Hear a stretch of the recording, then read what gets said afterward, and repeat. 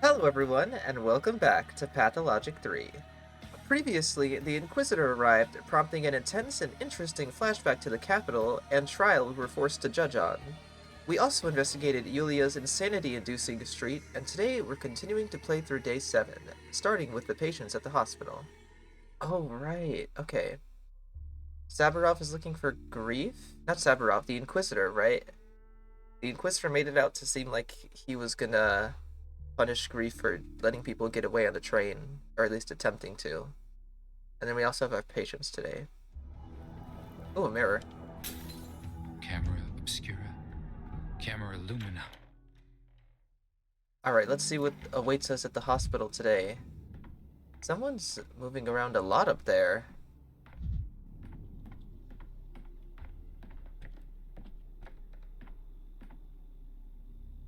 This is interesting. Don't I know you? Why are you here at the hospital? And Ruben finally decided to join us. I love to see that. Thank you, Ruben. We really need the help. Nina kinda held my hand once. Look, the burn is still there. Good day, Doctor. What a day this has been, with the Inquisitor's arrival and all. They barged in before dawn, frightening the patients, and rifled through all our records, but I've already tidied everything up. That's exactly what the Inquisition does, conducts inspections. How are you holding up? They say you've already been summoned. Oh yeah, that was quite the event. I'm fine. It was curious in its own way. Oh, I see. Shall we get to work then? We have 3 patients today. Tute, the unfortunate Martin, and Emilia, who's been driving everyone mad. To what? Is that a step name? Yes, Tute means turtle dove in their tongue. The step folk brought her in, tried to explain something, but I couldn't make it out. I only know the language superficially. All I understood is that Tute keeps dancing, won't stop. The unfortunate Martin? What makes him more unfortunate than the others in this hospital? His wife died of the sand pest. He caught it too, but he's still alive, for now. He grieves for his wife terribly. It's painful to watch. How exactly has Emilia been tormenting our staff? Well, tormenting. Half the orderlies hide in corners from her arrogance. The other half practically serenade her. A difficult case, not sure about the medical side, but otherwise difficult. Thank you for your information. I'll go have a look myself. Emilia, are you Emilia? We've got some very interesting patients here today. Oh, right, let's talk to Ruben. Stupid. Stupid. Oh, how stupid I was. And this is what you call a hospital. When you told me there was work being done at the theater, I imagined something more substantial. What were you expecting? The town's sealed off. We're making do with what we have. What are you working on? Do you have a plan? I'm studying the patients who have intercurrent diseases, trying to find a vaccine. Roth Jr. is developing a cure. Cub's here, too. It's symbolic that we're in the theater, as if all the characters have come together to the final act for the ultimate crescendo.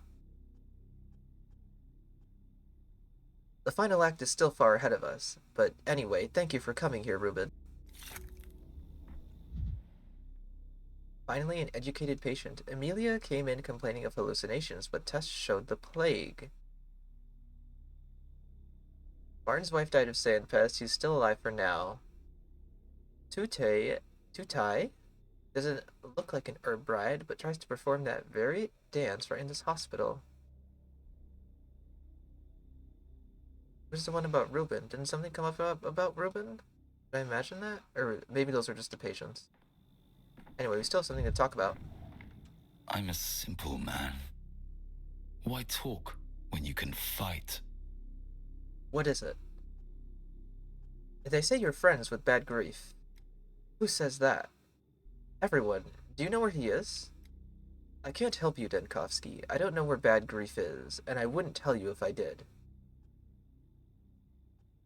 Let's make this simple. Either I find Grief or the Inquisition does. Choose. If you want help, stop looking for him. Pretend he doesn't exist. There is no bad grief. I see. Okay, let's start with this lady. How can we not? This is clearly the Inquisitor's assistant and the lady who used to work at the Thanatica. Is it? No. I don't know. She's dressed like an Inquisitor. She has the same hair color. It's been a while since I've seen the other lady. Another sluggish orderly. Spare me. I require a doctor immediately. I'm bored to death here. I'm the doctor, Daniel Denkovsky, at your service. Assistant N had a different haircut, I believe. Yeah, that's what's throwing me off now that I get a good look at her. Her haircut did look different. I mean, maybe she is a member of Karminski's. Maybe she's Karminski's assistant or something. Ah, you're the Lumiere from the capital. I'm looking forward to seeing you in action. A person with a decent education is a rare commodity in this town. I'm thrilled to meet an expert in an area adjacent to mine. Adjacent area? Are you a colleague in medicine? Heavens, no. If I were, I would have killed myself on the first day of the outbreak. Quite obviously, this provincial mudhole is doomed now. So no, I'm not a medic. My domain is in a different natural science. Botany. It is a rare pleasure to find the patient who appreciates the scientific approach. I trust I can rely on your full cooperation to secure a diagnosis? Yes, my symptoms. I'm going insane, Dr. Denkovsky. Surely you're aware that it is an occupational hazard for those of us engaged in intellectual labor. Physical ailments plague the common folk and steppe savages, but cognitive development brings a certain susceptibility to diseases of the mind. I understand. Sometimes I can't help but think I could avoid so many worries were I a simpler man. I knew you would understand. You of all people, you must know the feeling. I have visions, waking dreams. One minute I'm strolling down the street, and the next I'm lost. I don't recognize my surroundings. That is not what happens to common people. It is a malady of a refined mind. Hallucinations? What kind? Visual, auditory, visceral? Oh, all of them. I am transported to a different place, a different time. Even my body is different. It's old, disfigured by age. And this is not even the worst part. I think I know what's going on here. She walked the street. She walked Yulia's nightmare street, just like I did. So then does this mean she doesn't have a disease then? I see myself old and unaccomplished. Not a single discovery under my belt. No scientific breakthrough. No legacy. Well, for one, I can relate to that. I've woken in a cold sweat from that nightmare myself. Not even a weed bore my name. No lecture hall held my portrait. I was an old, dying mediocrity who had achieved nothing, and it was so real, so terrifying, frighteningly convincing. Hold on, you said these visions occurred while you were on a walk. Do you recall where? Was it in the atrium by any chance? Do you expect me to memorize the geography of this hellhole? Hardly. I can only tell you I stick to the riverbank of the Kine estate. It is the only part of town that is tolerable to look at. Atrium is actually not far from the Kines. There's a street there where people experience strange things. What you think are hallucinations might be of the same origin. So I'm not mad. It was merely the malign influence of some street. It is a possibility. You'll have to wait. I haven't finished your diagnosis yet. Can I examine you?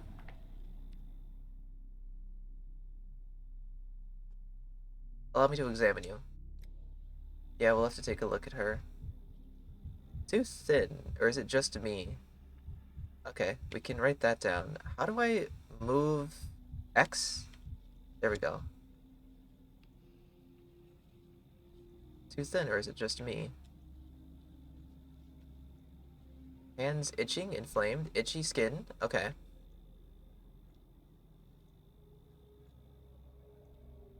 Itchy flame, thin. I mean, itchy skin and thinness so far.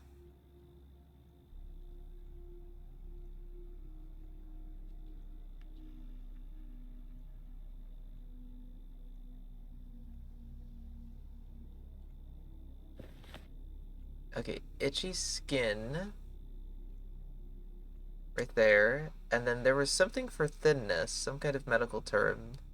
Low weight isn't always caused by malnutrition. I think it's dystrophy instead of bulimia. So those are our two symptoms. She says she has hallucinations, but we know that she just walked the nightmare street. So, Dr. Dinkowski, will you be able to heal my mental ailment? The scientific method, which you're so fond of, demands that I ask you some questions first. By all means, conducting research, verifying hypotheses, you know it. It pains me sometimes that the object of my scientific interest is mute. I would love a chance to interview a Monstera deliciosia. Deliciosia?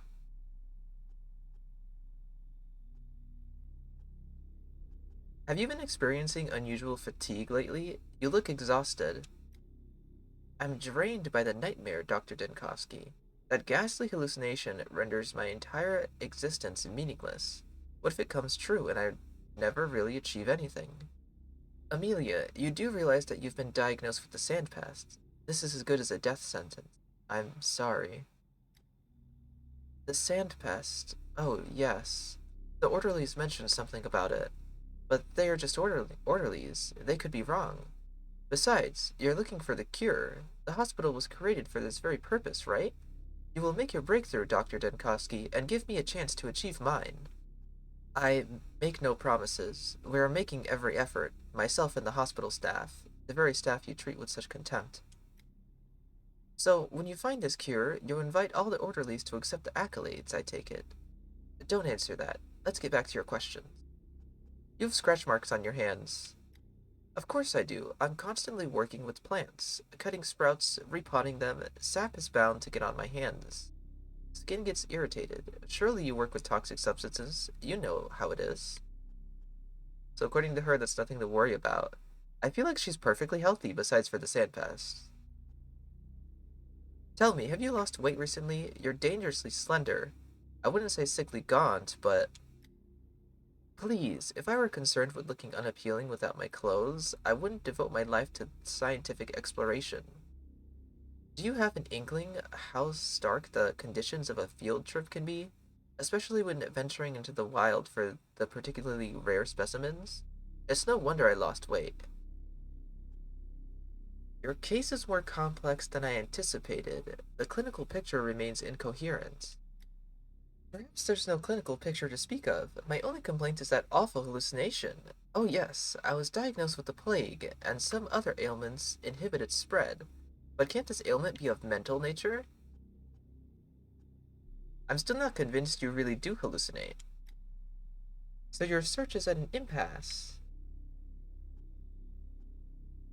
I will have to examine the place you live. Consider this a scientific field trip.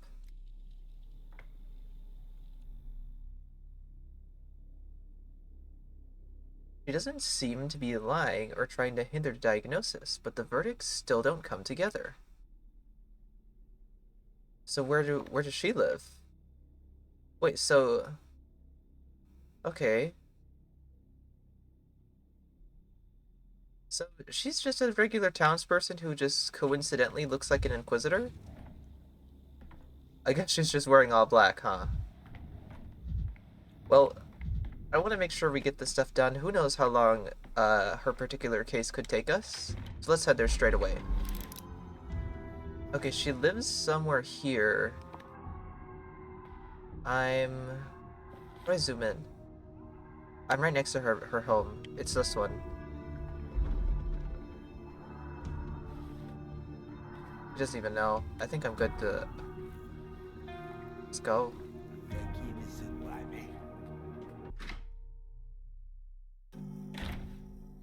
I should look around. Emilia's apartment is somewhere around here, and there are neighbors who might tell me something about her. Locked.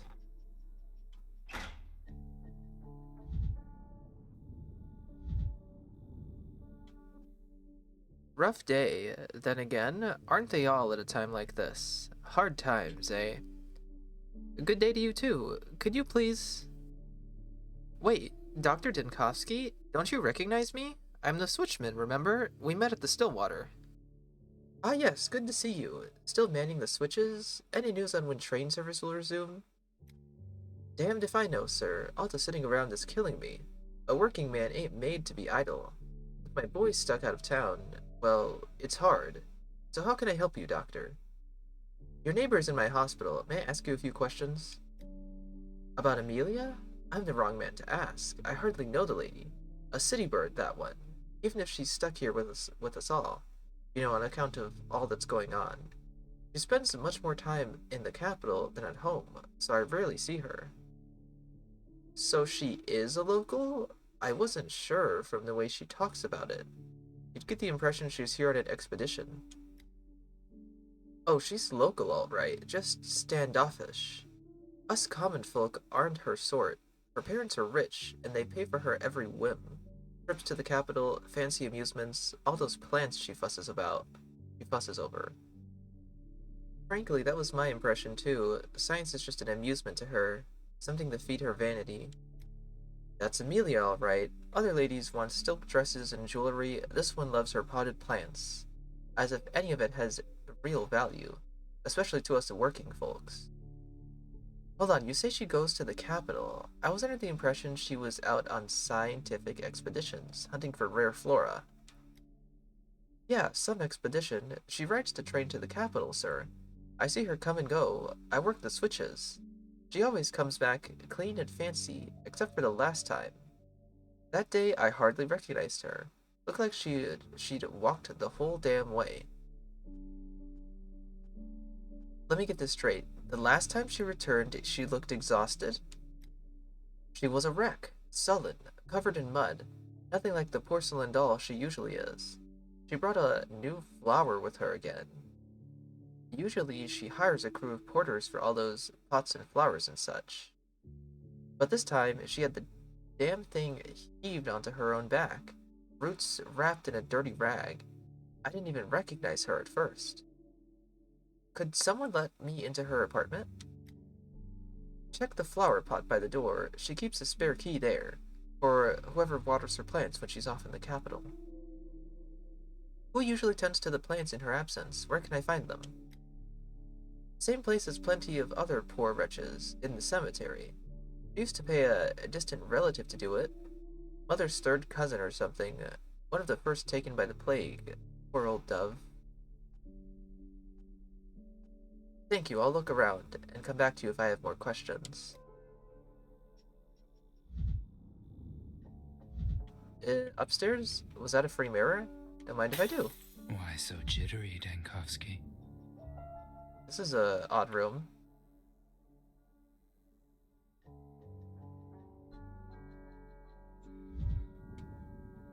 I'm slowly getting more and more depressed. Wait, where is her room? I don't see any flower pots. Oh, this one.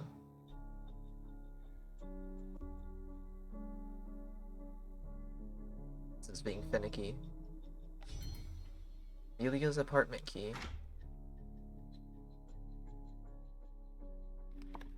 Let me take some things. Weird, but tolerable. Yeah, she's got a lot of plans. What's this? Emilia is definitely not struggling. I think there are more expensive things in her apartment alone than all the neighbors have combined. Thieves would have plenty to take here.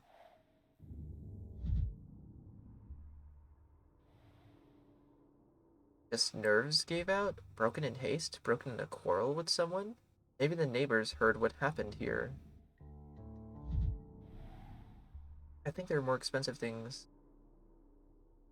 Maybe the mess is from thieves.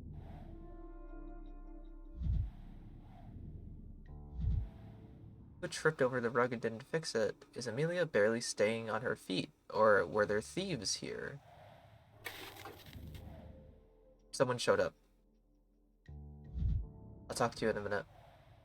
What a feast! One person couldn't handle such abundance in 3 days. And this?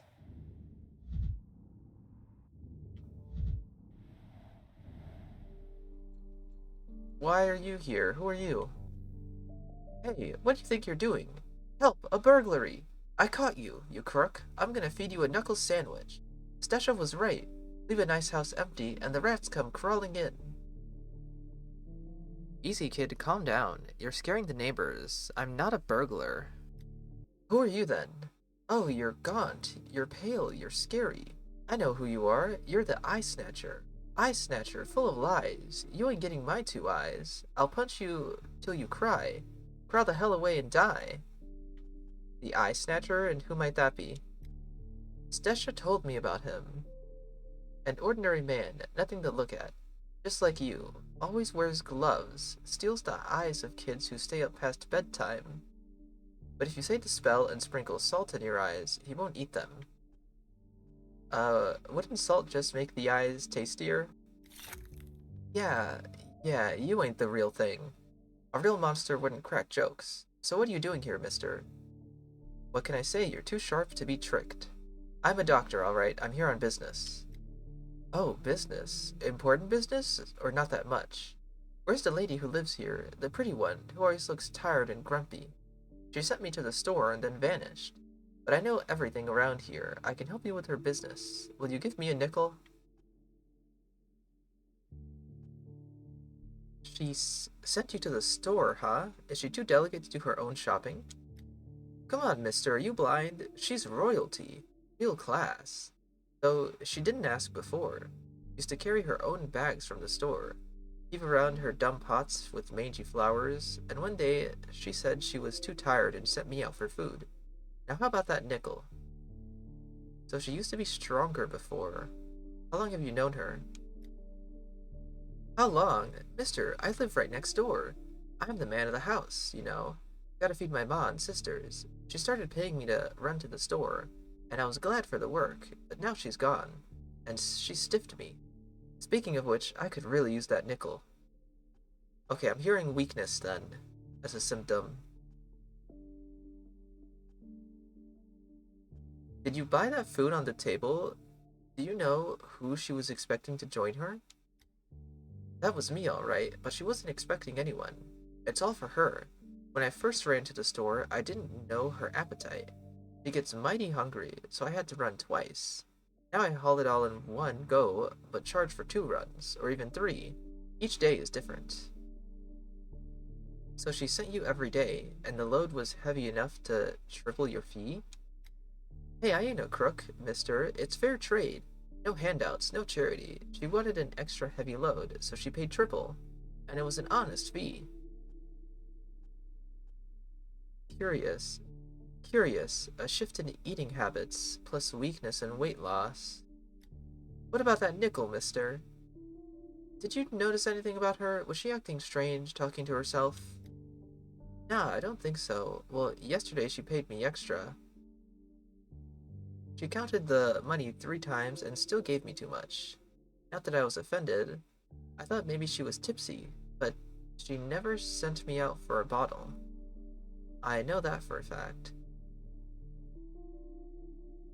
Now listen here, you little businessman. Emilia's in the hospital with the sand plague. Run home and tell your ma and sisters you must all get checked as soon as possible, you hear me? Now go! Ravenous appetite. The errand boy brought Emilia an incredible amount of food every day. Looks like a symptom. Yeah, weakness as well. For now, we'll leave dystrophy and itchy skin.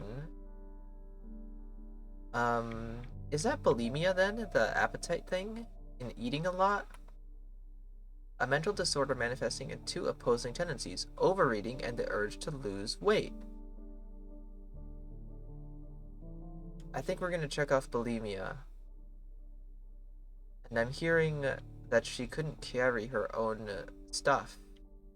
So I'm gonna put down weakness. I think we're good for now.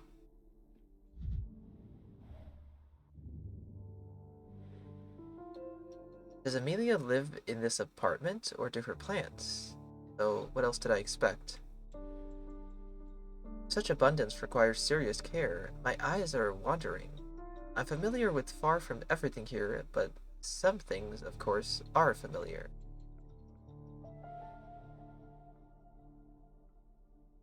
Medical chamomile? Perhaps it's better to focus on what I'm not familiar with. Poppies, Twire. Perhaps it's better to focus on what I'm not familiar with. Is this supposed to be bald? Daniel, that's a hilarious way to refer to this plant. For example, this monstrosity. I'm wasting time. My botany's terrible. Either already dead or it hasn't taken root yet. Did they report the monstrosity a few days ago? The soil hasn't settled yet. It's completely fresh.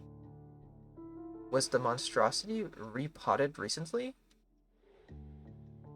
Probably a trophy from her recent expedition to the south.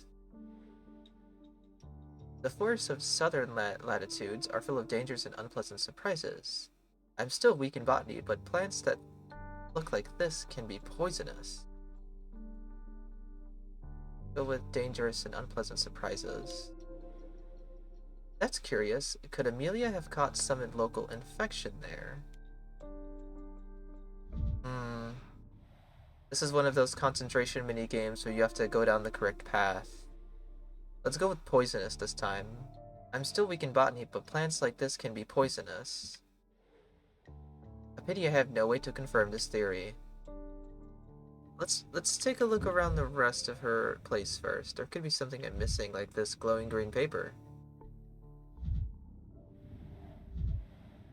The neighbor claims she only travels to the capital and back. Emilia constantly brags about expeditions. Maybe there was only one expedition? A recent one? That's why she's proud. Herbarium everywhere. No doubt Emilia's passion. But is she passionate about science? Or about herself doing science?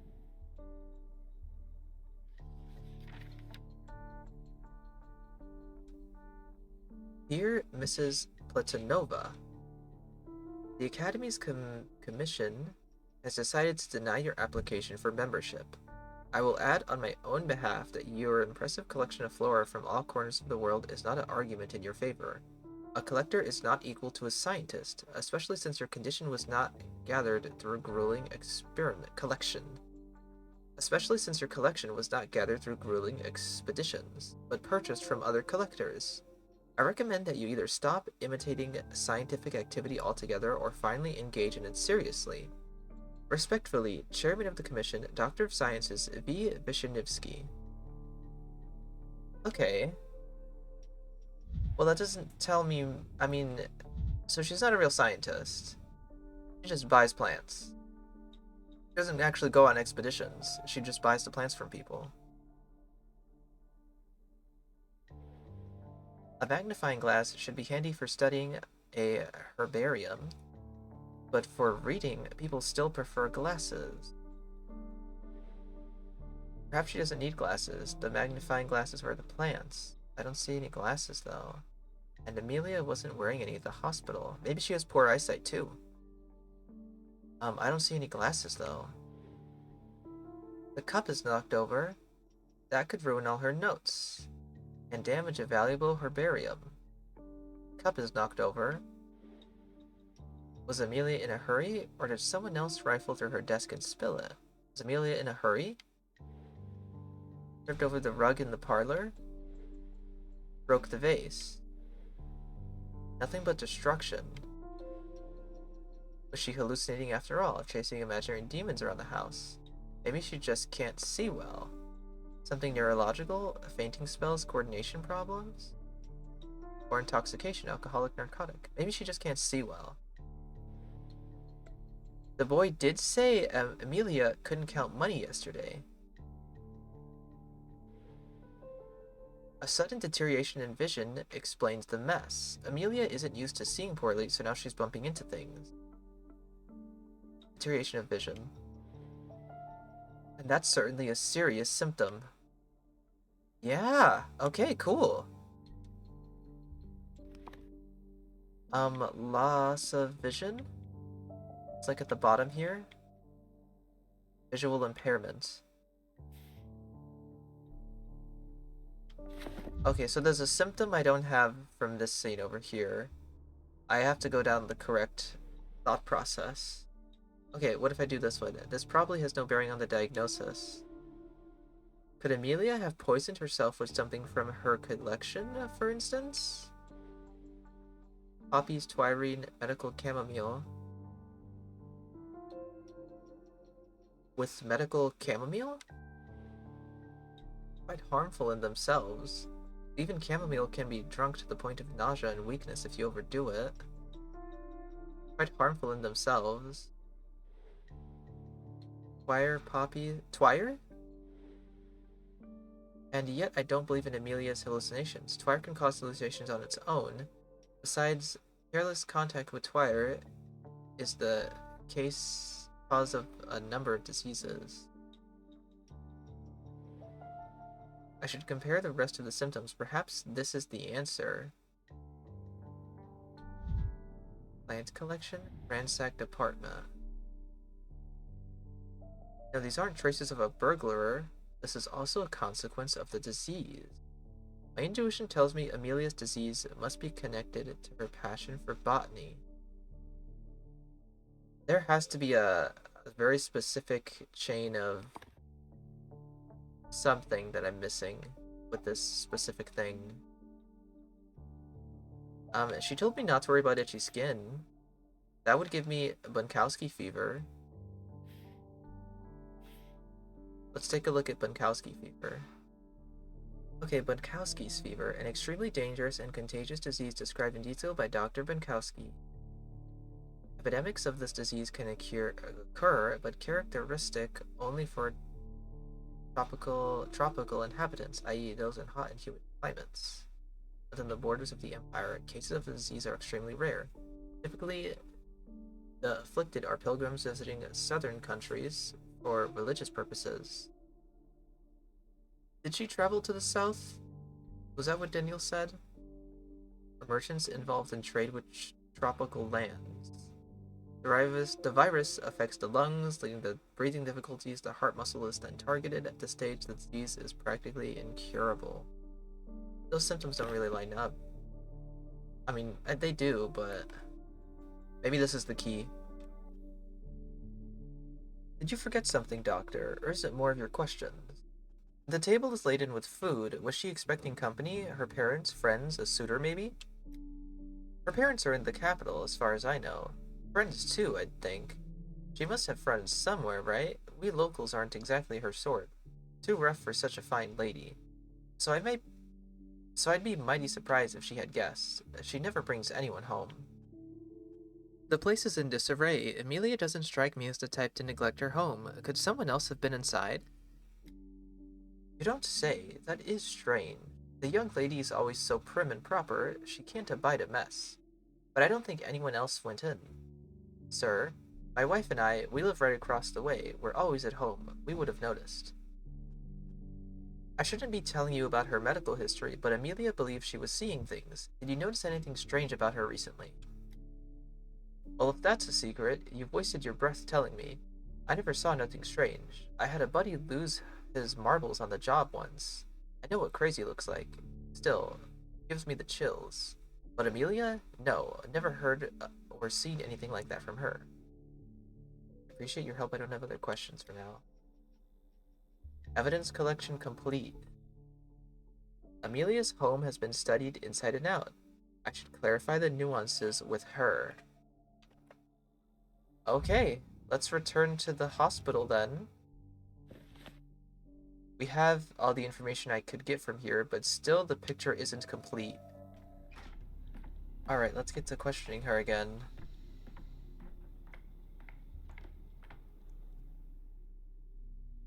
I went to your home, Emilia. You have a spectacular collection of plants. Thank you. It's not my home, though. Just a temporary abode.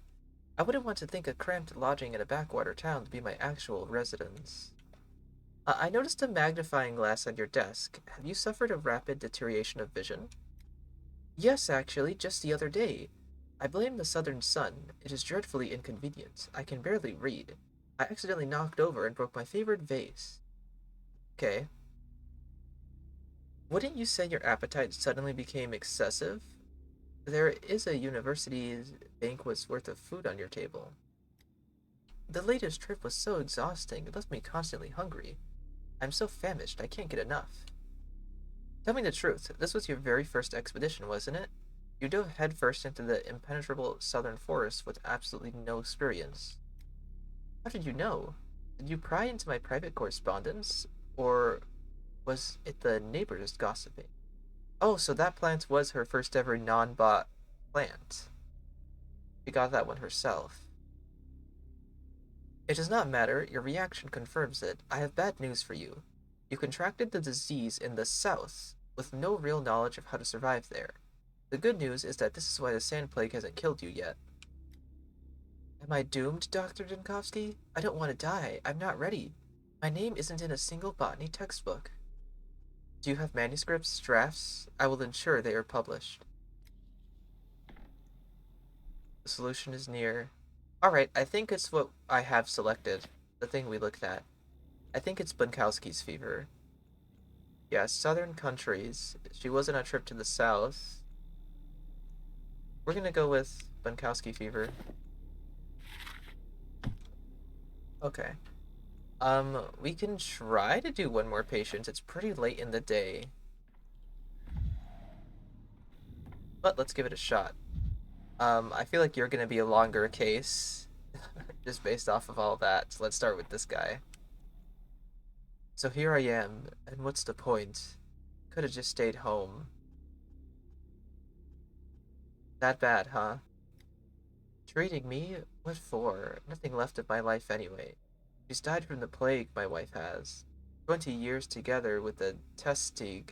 Smooth as sailing it was. Been through everything with her. Poverty, famine, but this accursed blight. Didn't get through this. How do I live now? My condolences. If I understand correctly, your health is not that great either, right?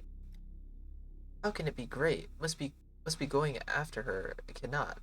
Excuse me for saying, leave the loo these days. Can't keep the food down at all. Been drinking broths, concoction too, no good. So he's been vomiting? Going after your wife? What do you mean? What can I say? Been tough for me. All gray-like. It's like I've grown old overnight after Tissig's passed on. Home's not like home now. Empty, lonely. Broke some of the dishes too. Everything's slipping through my fingers, huffing like an old engine. I am gasping for air. Okay, he told me like 3 things that I want to mark down. First of all, he can't hold things as well. That sounds like um coordination difficulties. I know that's a symptom somewhere. Loss of coordination. He said he can't keep stuff down, so I'm assuming vomiting. Nausea and vomiting. And then what was it? What else did you just say? Huffing like an old engine, gasping for air. He's having breathing difficulties as well then.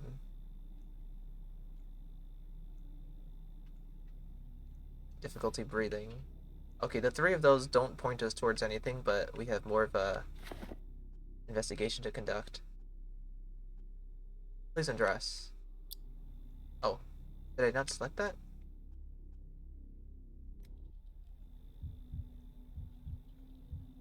Nothing there. Back. Nothing there. Arms. The bell rang. What's that about? Severe peeling, chronic or just appeared now?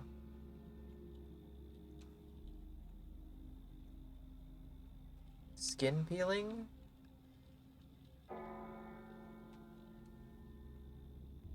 Alarm bell? I heard a bell. It comes from the cathedral. Oh no. I have a feeling we don't want to miss this. I'm sorry, my patient. But the Inquisitor must be up to something. And I don't think it's going to be something good. Oh, he has. Misophonia, Denkovsky. Oh no. No! I knew it would happen. But his brother too?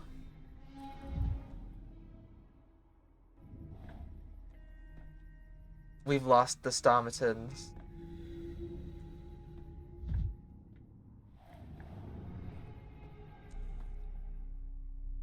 hanging judge. They don't call him that for nothing.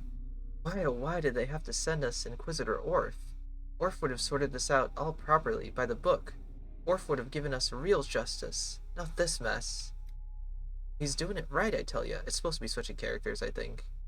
But it's not. He's doing it right, I tell ya. What's wrong about it, huh? I've been saying for ages, folks. I've been saying for ages. Folks around here don't understand nothing but axes and nooses. Let 'em all watch. Maybe they'll finally see what's what. And you've wriggled your way out again, haven't you, little weasel?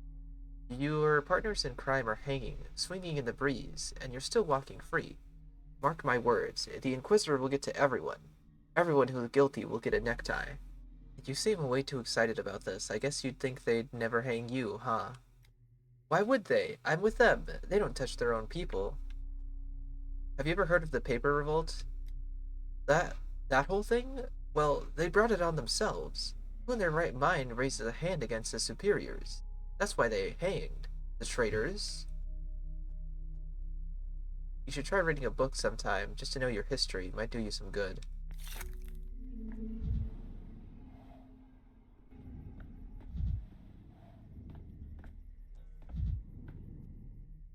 Andre.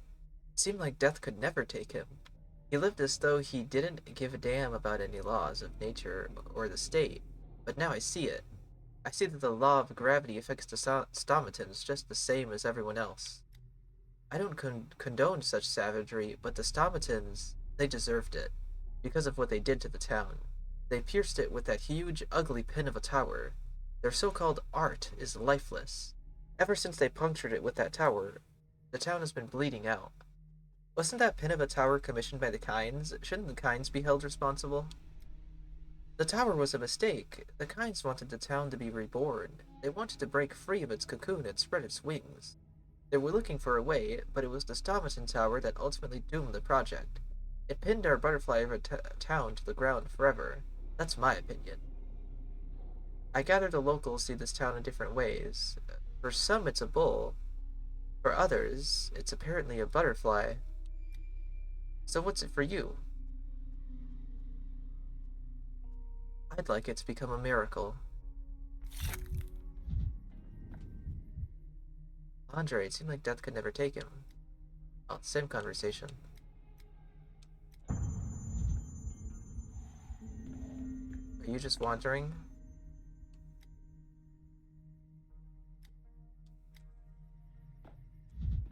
What about you?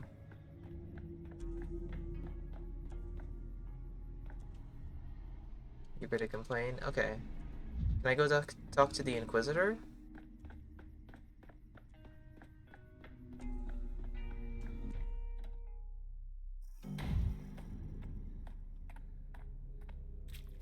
A decent genius knows when to die. My office hours are over, Dinkowski, but for you, I'm willing to make an exception. You wouldn't have disturbed me without good reason, would you? I thought you were a reasonable man, Karmitsky. People define reasonable however they see fit nowadays. I don't have time for philosophy outside of office hours. Get to the point. Making a public spectacle out of corpses is deplorable. I'm merely correcting your failures. You've been leading this town for 5 days, and look what you've done with it. There are riots and disgruntled crowds everywhere. Just have a look around. Look who's talking. You just got here and you've already got blood on your hands. It's all a matter of perspective. You say I've got blood on my hands, but I say I've cleaned up the streets. Besides, the gallows are a bloodless affair. I can't afford your brand of softness and indecision. I knew from experience how costly those traits can be.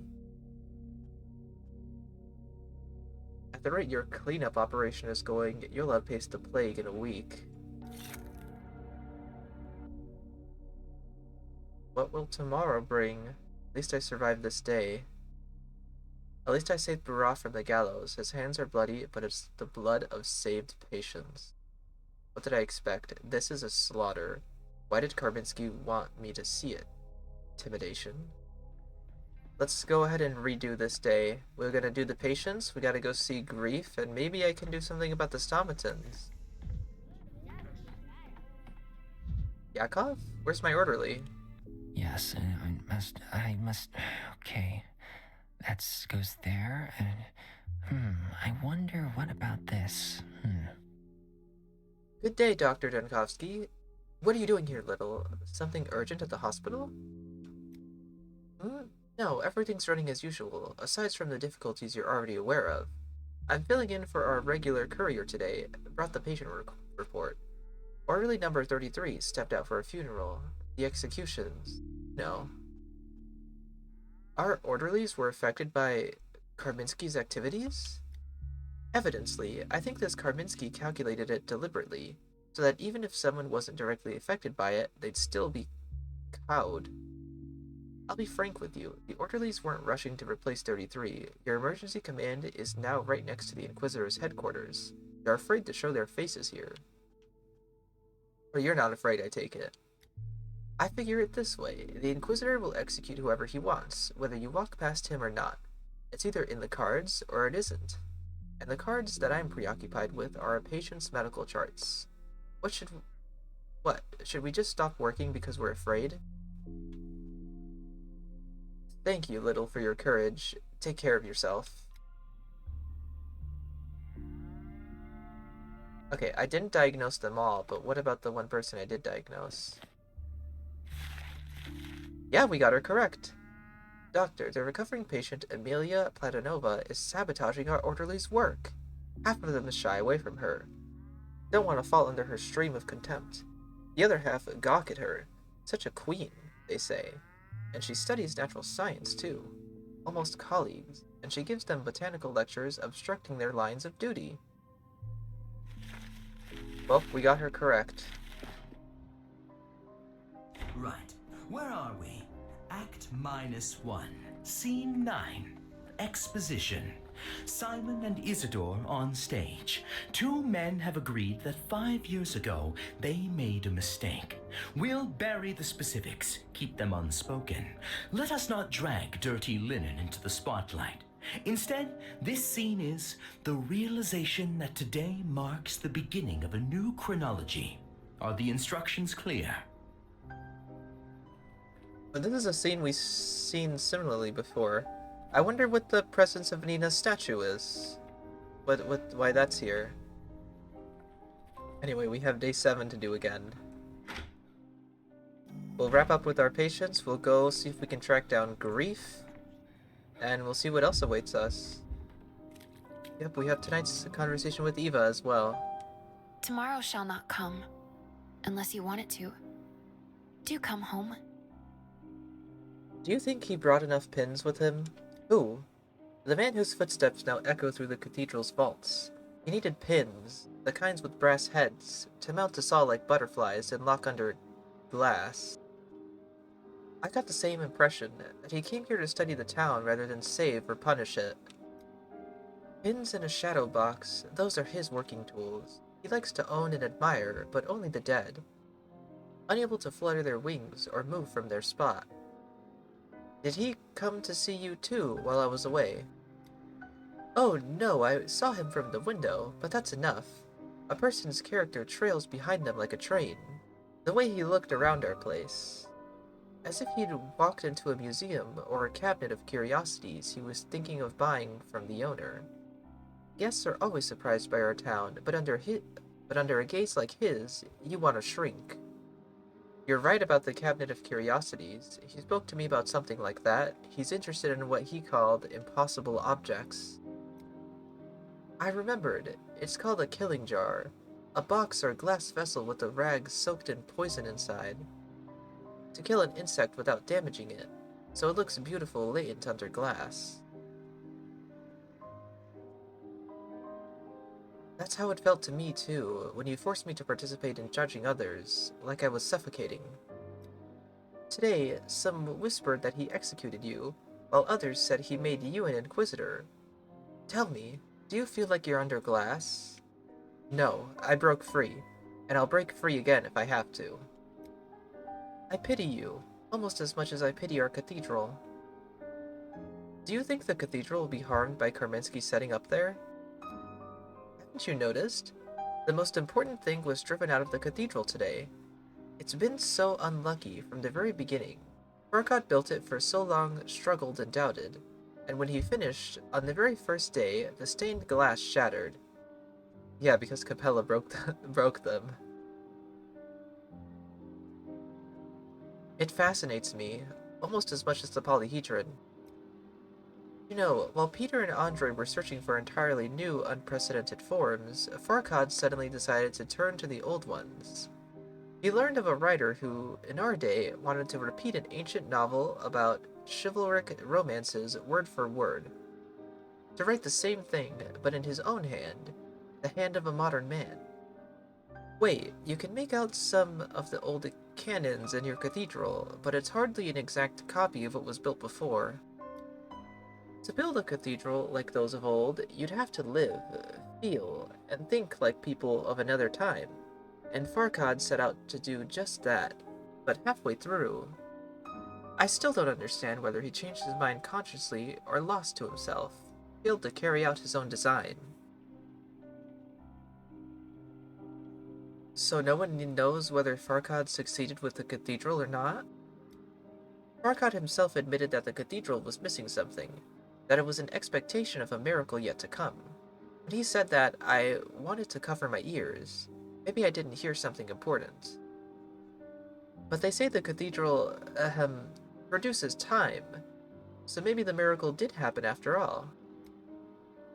Now that this man has settled in there, the cathedral has fallen silent. You can't look at it like an insect that belongs under glass. I'm afraid I'll never hear it shimmer again, with the flicker of a miracle that may or may not have come to pass. Karminski will leave, we just need to finally defeat the plague, and he'll leave. He has no reason to stay. Okay, I'll just rely on Eva for some amalgam. Okay, let's test this out. So, time traveling doesn't change if you repeat the same day. Oh yeah, you're right about that. That is very interesting and good to know. Let me get back to my patient I ran away from in the middle of diagnosis.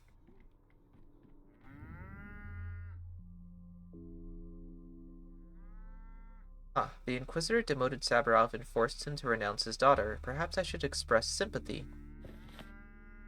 Okay, maybe we should visit the Saburovs today as well. Alright, back to you. I was examining your body, and I should have the symptoms I already marked down still here. Nausea and vomiting, loss of coordination, difficulty breathing. Okay, so just his body was left. Severe peeling. Chronic or just appeared now? There are some things to still clarify. Go on then, clarify them if you need. It makes no difference to me either way. Nothing matters anymore. Do you have trouble breathing? A lot of trouble. It's like I've aged half a century after Tissig's death. I take 3 steps, then I have to sit for a minute. She's calling me to her, my dear one. I guess it's time. You told me everything was slipping through your fingers. What did you mean? Well, you know, the house that was Tissig's domain. She knew where everything was. She cooked, she washed the clothes. I was at the factory day in, day out, and she was housekeeping. Turns out it's so hard. All this housework, plates fall from my hands. I knock shelves down with my shoulders. You have problems like that at work too? The supervisor's let me go. He's a good man. Told me not to come while I'm grieving. But will I ever stop grieving? How? But before, I did all right at the workshop, nice and proper. So you've begun to do household chores which you never did before. How are you managing? As much as I can. Tesseg was good at it, but me, I'm like a child at this. Where do I get firewood? Or water for cooking and washing? How do I dry it at all? I scoop up water from the Gorkin before my neighbor's kind soul showed me the water carriers. You use river water for washing? And even for cooking? Well, I'm not a complete fool. I'm not. I boiled it once, though. Really, who would I cook for? Make tea for whom? Just myself? I'd do it properly for Tesseg, but for myself, why bother? It's quiet at home now. Quiet and empty. I don't want to return there anymore. I'd wail, but I'm too tired even for that.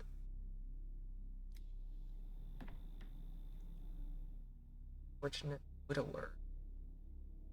Okay, I didn't get to ask him about the skin thing, so it must not be one of the symptoms I selected. What's the proper one then? Why don't I just select all this skin stuff, and we'll see if he addresses it. Yeah, there we go. I don't know which one it was though. You have some flaking skin on your forearms. Do you know that? I do. My wife would always put some special oil on them, so it wasn't that bad. But now without her, ugh, why do I even?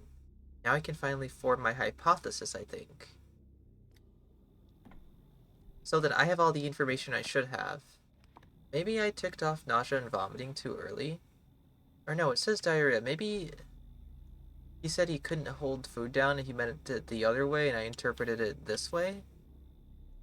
Here's something. If we go with ichthyosis, along with diarrhea, loss of coordination, and difficulty breathing, we end up with serpent syndrome. Let's read that one. An infectious disease resulting from skin infections caused by the fungus Xanthium petassum. Fungal is typical for eastern and southern provinces. Cases of infection in the empire's north are unknown. Presumably, the fungus affects impoverished people weakened by malnutrition. However, native steppe folk seem to possess a certain immunity to this fungus. Northerners moving the steppe provinces lack such immunity and are more frequently affected. The disease starts with localized skin lesions that can later... Skin lesions? Maybe? Skin lesions, where was I at?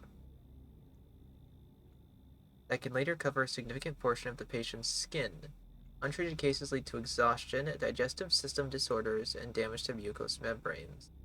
All discharges from infected individuals are contagious, and patients require isolation care. I don't know. I'm gonna hope we're right. Serpent syndrome. It doesn't feel right to me. I'm gonna let this guy confuse me a little bit. Let's move on to our next patient. This is Tute. Qatar nada. I must Qatar nada. Let the dress rip. Let Musha Shuhan come out. You don't look like you don't look much like an herb bride. I'll become Kiri Basagan if Bodo wills it. If I drive Mushuhan out.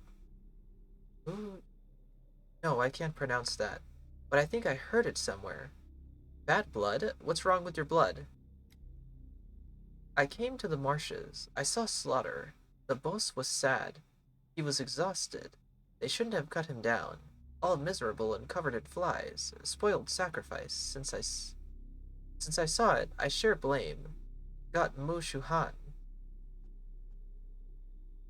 You saw a bull slaughtered. What does it have to do with your blood? You think you've gotten some disease from the bull? Oil gono. I can't even try that one. I saw a boss killed the wrong way. Since I saw, that means I helped. Now Mushuhan runs within me. I need Qatar. Then I become Kiri Basagan. Then I drive Mushuhan out with dancing. Physical exercise does help with certain ailments, but I'm not sure this is your case. Kiri Basagan never gets ill. I need to become Basagan. Qatar everywhere. Barefoot on soil, on rocks, on wood. Then all Mushuhan will come out. It won't eat my Erman, won't eat my Ukidel. Let's suppose to, still, try expressing yourself in a clearer manner. Ask simpler Erdem. You say big words, but they ring hollow. Ding-dong like a bell. Empty inside, just your tongue striking the walls. Oh, her eyes. Your capillaries. You're right. These terms aren't helping.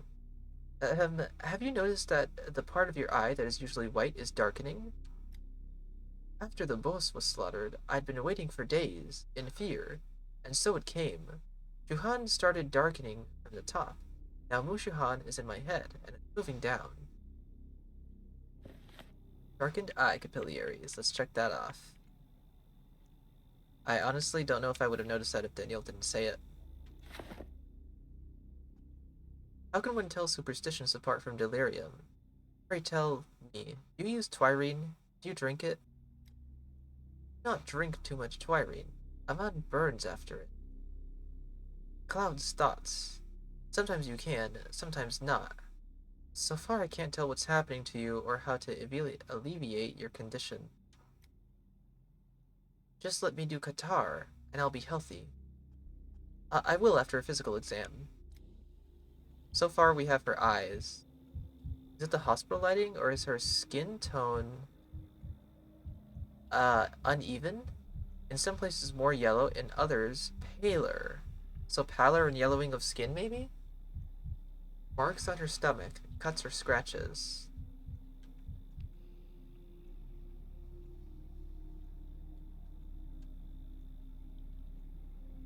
Oh, completely black.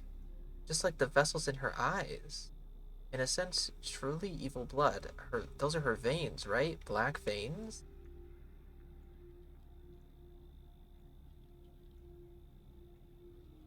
Completely black. Again, veins.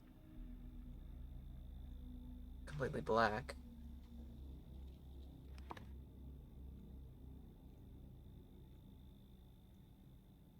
So yellowing of skin and maybe pallor? Because it's like, it's two. It's two things there.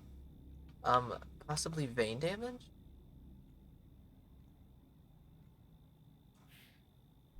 Was there anything else?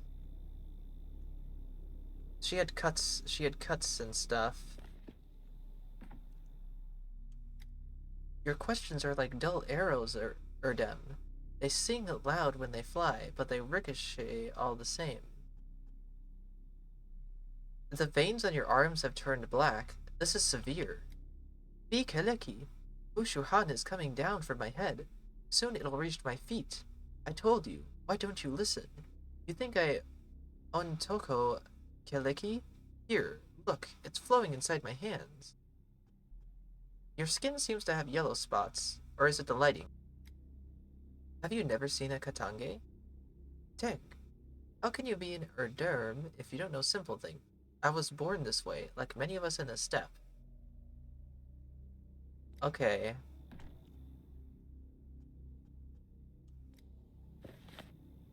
So she confirms vein damage but denies the yellowing of the skin.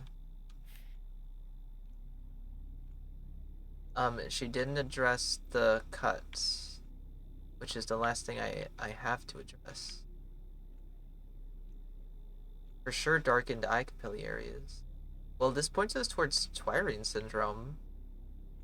What if I do skin redness? That's a symptom. Did she address that? Yes. And what are those red marks on your belly? At first I tried to drive Mushu Han out this way. It's running, beaten under my skin. I feel it. I get angry. I started scratching my belly to get it out, to rip it out, to silence Mushu Han within me. Ketenger stopped me. They said you better dance, Tutei. Qatar will calm it down. Qatar will drive it out. I don't quite get your meaning. Did your stomach ache before you started to scratch it? Mushuhan was beating inside, in my belly, under my skin, everywhere. It's beating there, now, unless Qatar. We're talking too long. I feel it again.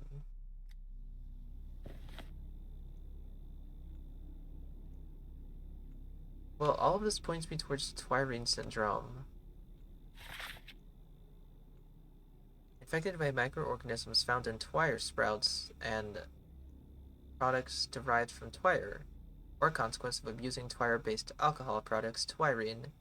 Patients experience muscle weakness, sweating, depressed mental state, migraines, and dizziness, often accompanied by gastrointestinal symptoms after 8 to 12 hours of exacerbation. Hallucinations, photophobia, seizures frequently manifest, allergic reactions such as skin reddening, yellowing. Risk groups, alcoholics, inhabitants of the steppe. Maybe we give her Twirine syndrome? I mean, she is an herb bride, kind of. She lives in Shiken. She denied the yellowing of the skin, but that could be a symptom of Twirine syndrome. We're gonna go with Twirine syndrome. I don't feel very confident about either of these two diagnoses, but this is what the evidence points me towards. Alright, I should stop by Grief's warehouse. I do want to try to track him down, and we should also go see the Sabrovs. It seemed like I could maybe pay some condolences to them for the drama that happened down the cathedral. Hi, Savarov. It was very awkward earlier in the cathedral. Just wait. I'll restore order. Have you come to judge me again, Denkovsky? Didn't you get enough at the cathedral? I've come to ask for forgiveness. I've done you wrong. Do you think I'm holding a grudge against you? Don't. We are all human, and humans are fragile, easily broken. Especially when an Inquisitor does the breaking. You haven't done anything wrong, Denkovsky. It's all my fault. I allowed myself to be broken. I betrayed Clara. Why did you even adopt her? She was a complete stranger to you. You're not part of a dynasty, are you, Denkovsky? Being part of an old family line comes with certain obligations. That's just it. Your family means a lot to this town. It carries weight, and you let a literal stranger off the street into it. You have to understand, Katerina and I have been trying to conceive for years, but all in vain. The whole town gossiped about us behind our backs. Katerina is a mistress after all. She's destined to perform miracle acts. She's destined to perform miracles, and we couldn't even create a child. And then Clara appeared like a glimmer of hope. Fate took pity on us, gave us a daughter. People say Clara crawled out of an empty grave on the night Simon died. Don't you think that's suspicious? People say a lot of things. They said Katerina was eating her own unborn children. That's just gossip. Fibs. So he doesn't believe that? Clara was a true godsend. She took away Katerina's pain. She was sent to us by fate, and I renounced her. And now Katerina is wasting away before my eyes. It wasn't Clara taking away Katerina's pain, it was the morphine Clara stole from your wife from the hospital. Clara warned us about you. She said you were heartless, that it was your main flaw, that you couldn't feel another person's pain or empathize. She was right, as always. What do you need, Denkovsky? Why are you here? I don't know. I just wanted to say that you've been treated unjustly. Without you, this town would have been devoured by the plague long ago. I won't forget that. Thank you. None of it matters anymore, but thank you. Your life doesn't end today. You could have been hanged, but you're alive. That means you still have a chance to fix your mistakes. On the edge. Stripped of titles, power, and adoption, an adopted daughter, Saburov holds on for his wife's sake.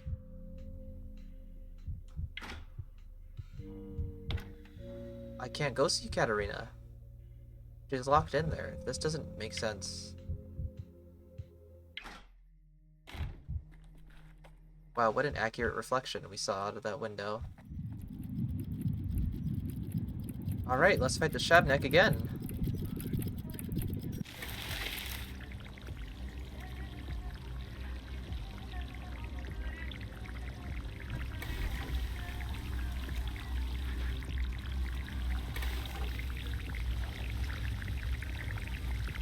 Be here? That way.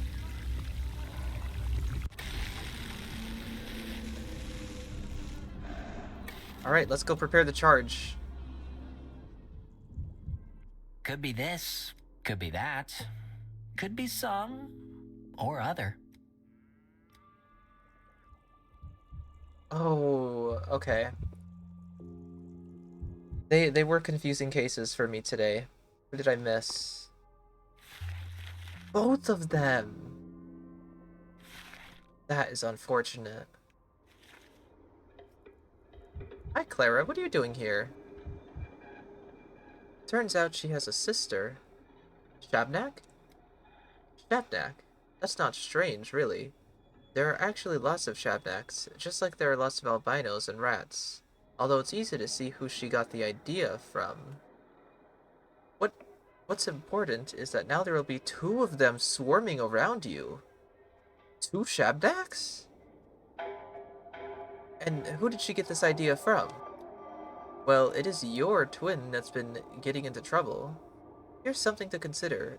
There's only one projectile in your little gizmo, right? How can you make it so there are two? I can't. So now, when you show up with the loaded gizmo, the Shabnak will split in two. At that point, your only option is to learn to distinguish the real from the fake. The saint, so to speak, from the carrier. For there are two of them, but only one is a reflection of the other. You need to kill the real one.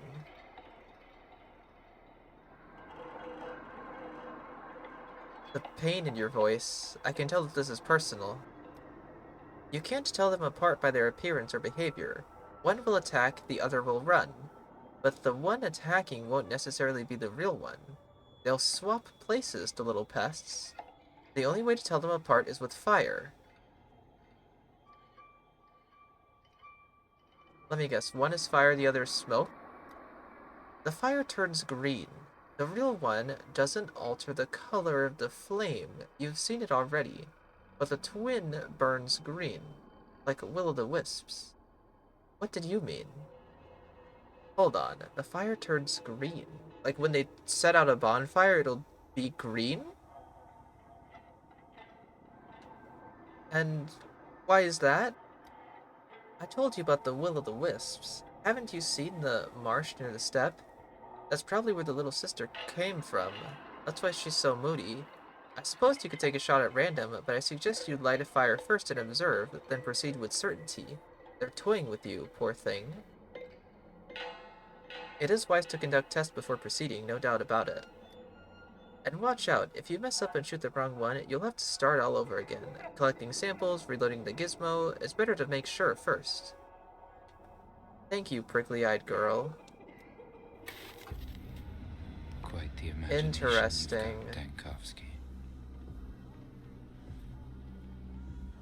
The sandpest is changing. The crude sprawl was burning with yellow flame.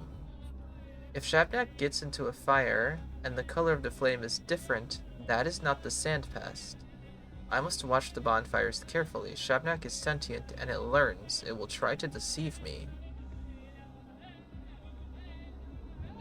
Okay, let's light some fires and observe.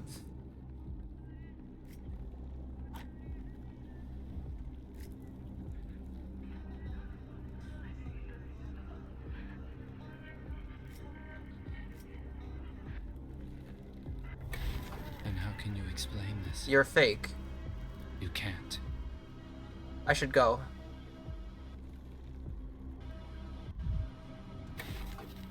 Wait, you must be real then, because I just heard the fake one. There we go. The Shabnak subsides. You subdued her for today. This is very interesting. What an interesting development. There will be two Shabnaks, and one is an imposter.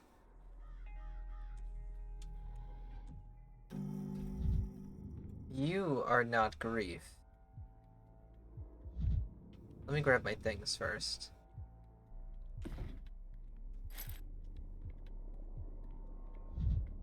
And loot this. Okay, I'm on the look for Grief. Where are you? I mean, who are you? Burdock, I know you. You're alive? I thought you were infected with sandpest. Shouldn't you be dead? Say, what kind of screw are you? Who let you loose in here? I'm looking for bad grief. No grief here, bad or otherwise. Saw joy and roses. What are you doing in here, and what kind of screw are you?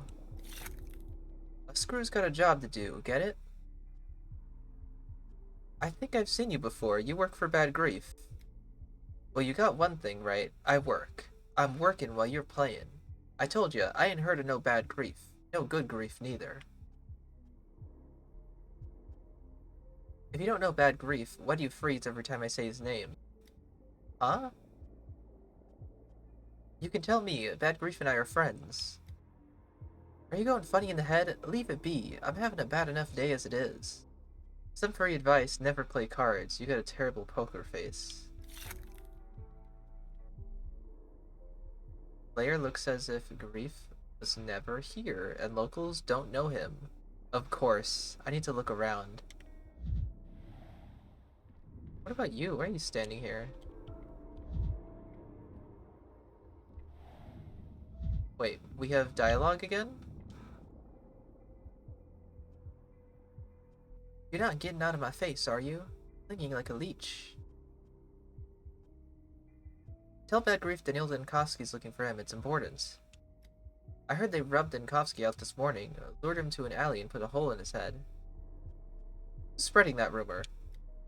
You know, you're a funny guy. Wouldn't have pegged you for one of the Inquisitor's bloodhounds. Trust me, when the hounds go after Bad Grief, nothing will save him. Certainly not your silence. You're driving me nuts, pal. I wouldn't tell you where Bad Grief was, even if I knew. I like my head where it is. Fantastic. You do know Bad Grief. We're getting somewhere. Not gonna do you a lick of good. Still not telling you where Bad Grief hunkered down. This is a big town with a lot of houses. Go find a blade of grass in the field. Go catch the wind in a net. He's in town. That narrows the search down considerably. You plan on pounding down every door? Well, good luck with that.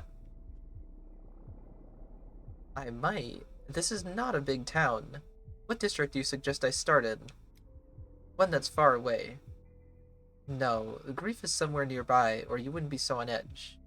Where? The hindquarters? The Tanners? Nope. So it's the Tanners, right? Yup. That yup was very enthusiastic, so definitely not the Tanners. Grief must be in the hindquarters, no? Are you gonna keep shooting in the dark? Your loyalty to Bad Grief is commendable, but you can't keep a secret to save your life. My tongue is my enemy. I learned a little. I'll try to make the second thug talk. The wineskin tries hard, but he's a terrible actor. Perhaps I can provoke him. What do you want, you? I'm Daniil Denkovsky. Have you heard of me? You got any friends, Daniil Denkovsky? Why do you ask? Because friendship isn't a drum. Oh, I see. A figure of speech. Don't go around banging on about your friends. Friendship isn't a drum. You're an outsider. You don't know anything. Being friends is Tulschlag. Tulschlag means offering your shoulder. Grief's always had a strong shoulder. Now it's time someone offered a shoulder to him. He's got a friend, a true one. Grief saved him, so now he's paying up. You mean Reuben, don't you?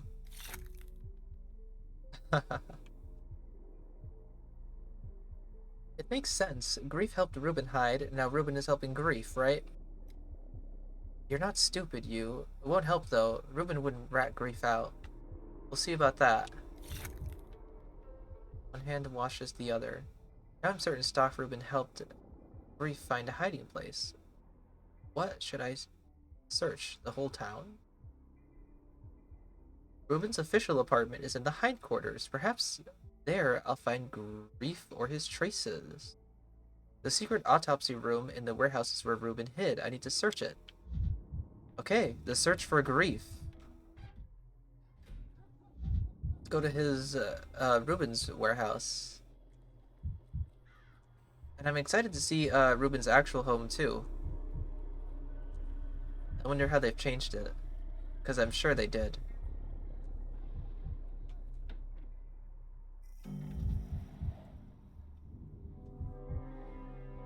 I'm in Reuben's secret hideout.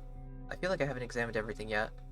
Bad Grief helped his friend to hide in time of need.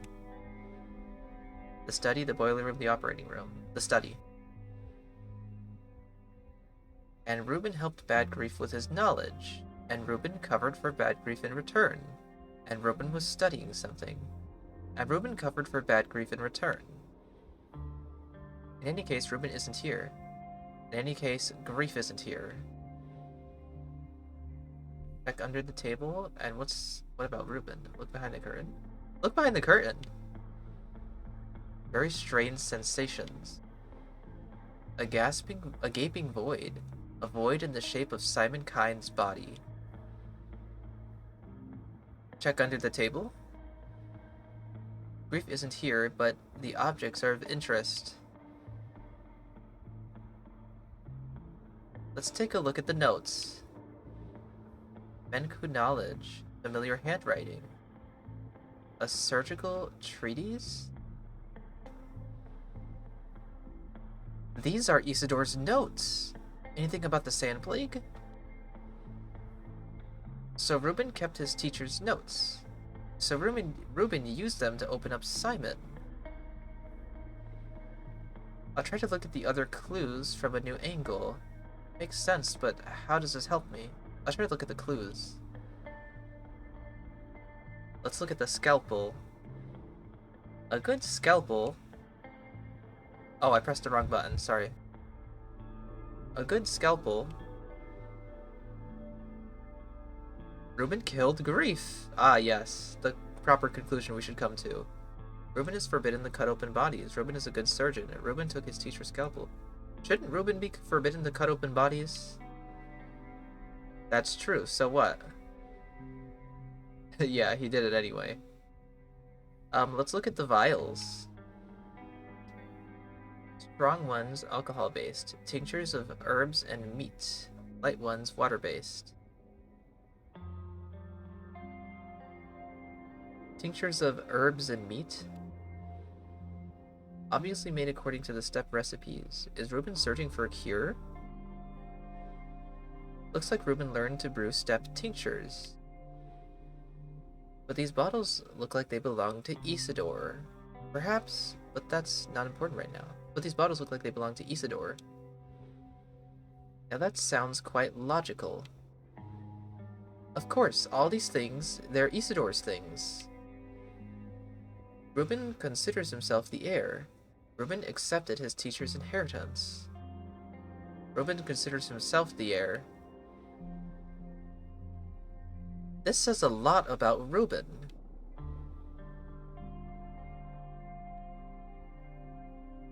Time to investigate the apartment in the hindquarters. What about this? Handwritten treatise.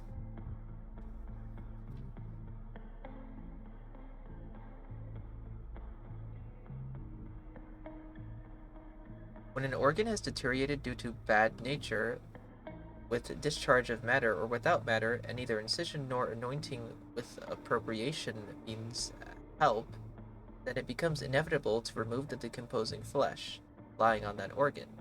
It is best, if possible, not with iron, for iron often damages sections of muscles, nerves, and pulsing vessels in a fatal manner. If this does not help, and the corruption has spread to the flesh, then it inevitably must be cut away and the cut site cauterized with boiling oil. This saves from the evil consequences of misfortune and stops the bleeding. This is semi-occult handwritten work, mostly legible, which combines local beliefs, quotes of ancient thinkers, and allusions to the Superman.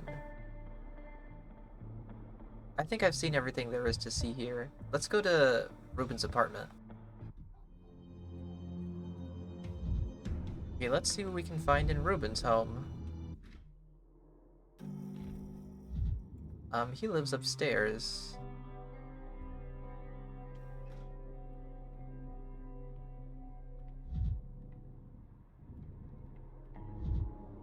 Clothes for a real giant. Warm clothes. Huh. Cozy in a way, cold autumn. Warm blanket. Simple food, mostly non-perishable. Food for several days. Tools for repairing crude mechanisms. All covered in some kind of oil. Note for Reuben.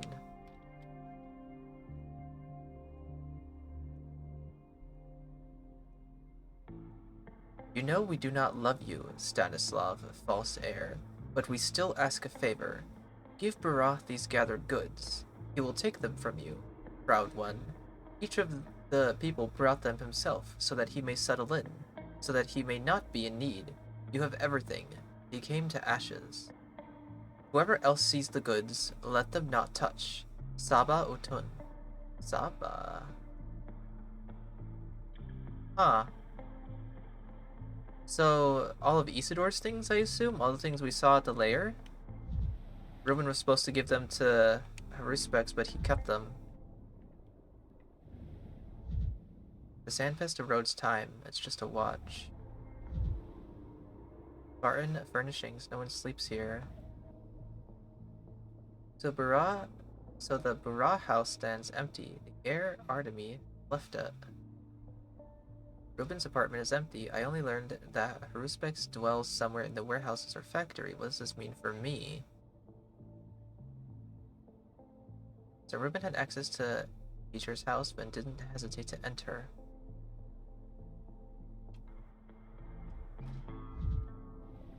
What kind of bird was kept here? Too small for a vulture. Stop staring at me. Push over.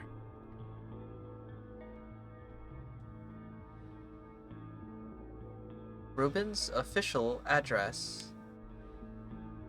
Receives his patients, eats. This is where Ruben sleeps.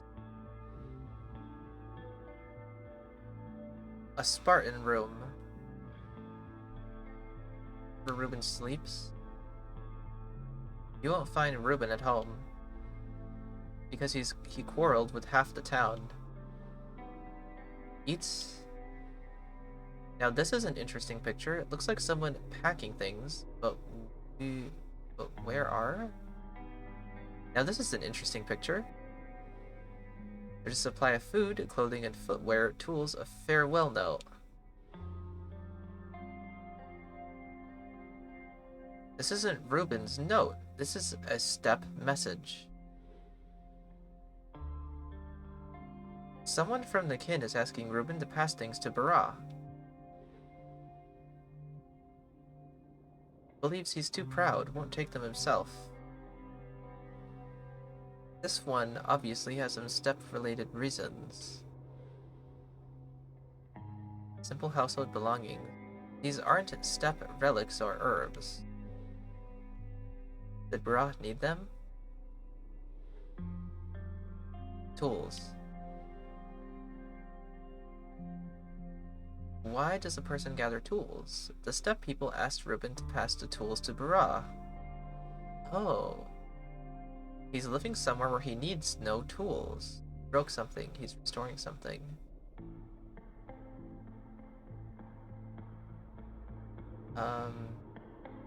He's restoring something?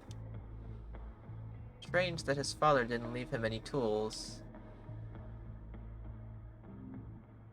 I'm ready to draw conclusions.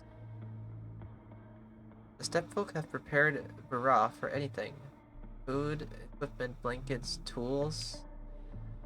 Maybe he was planning a step expedition. Maybe he was living in a very unequipped place. At the warehouses or at the factory. I did see his school between the factories and the warehouses. But wait a moment. What matters is where he doesn't live. And it's not important where what matters is where he doesn't live. There's a simple explanation for the package. Bara didn't stay in his father's house. His study is boarded up. People fear the plague. Isidor's house stands empty. Ruben has access to Isidor's house, but no superstitions will frighten Ruben. Despite the curse, he went in there and took his share of the inheritance. He could have let his friend in there. Grief may be hiding in Isidor's house. To Isidor's house, then. Ooh, that is interesting. Let's go. Let's go. The townsfolk would enter Isidor's house because the plague came from there, out of tradition and respect, and also because there's supposedly a curse. Ruben has access to Isidor's house. We know that because he has Isidor's belongings. It's the perfect place for a grief to hold up.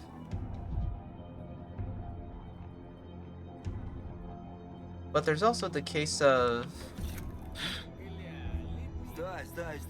I believe the study is locked. I mean, it could have been unlocked. Брат, не убивай.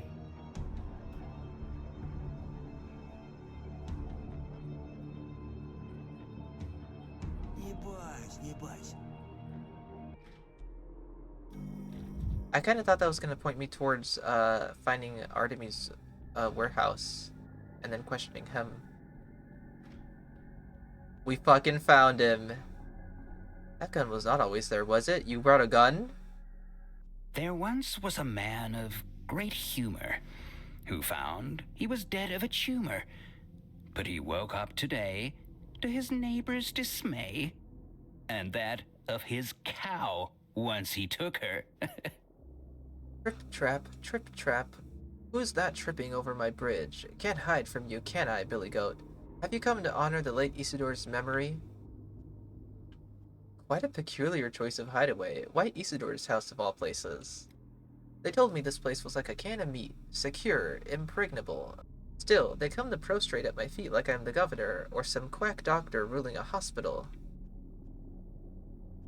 It's still secure. Don't worry, I found you through sheer luck. What you doing here? Looking to climb out this hellhole, are you? What about you? Shouldn't you escape as well? No reason to keep lurking around an abandoned house. Where would I go? This is my home, and home is where the heart is. Without it, I'm only a liver and a tongue. You'll understand me then. My home is elsewhere, and I shouldn't have left it. I need to return to my heart so someone can stick a knife through it. That's all anyone's looking for these days. Bullets, morphine, escape, or triune, plague-ridden godhead. Nothing else worth praying to. Bullets and morphine would come in handy too. Can't lend what I ain't got. I'm living like an orphan in an empty nest. I'd squeeze through the eye of a needle without a fuss.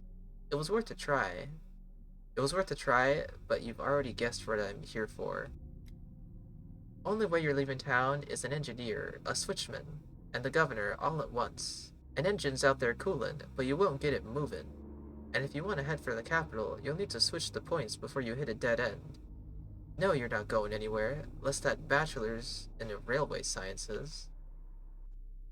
I'm sure I could figure it out. Uh-huh.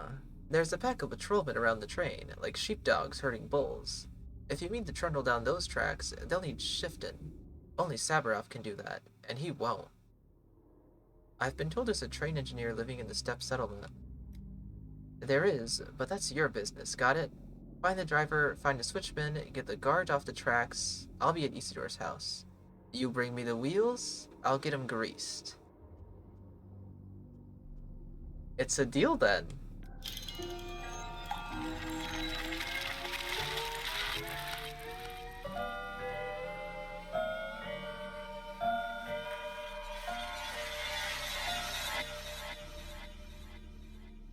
Grief agreed to help me escape. Preparations begin! First necessity. The town has its own engineer? Grief wasn't joking with me, was he? A locomotive can be found. I need an engineer. Among the Odong, there's an engineer. Without him, escape from town won't happen. I firmly decided to return to the capital. Grief promised to help. I just need to solve 3 problems. All paths lead to a dead end. I need a switchman. The railroad is being guarded by militia. I need Saburov? I can't ask the Inquisitor for favors. Saburov won't just remove the guards. I'll try to wait. Maybe an opportunity will arise. Right now, the railway switches lead to a dead end. They must be switched for an escape.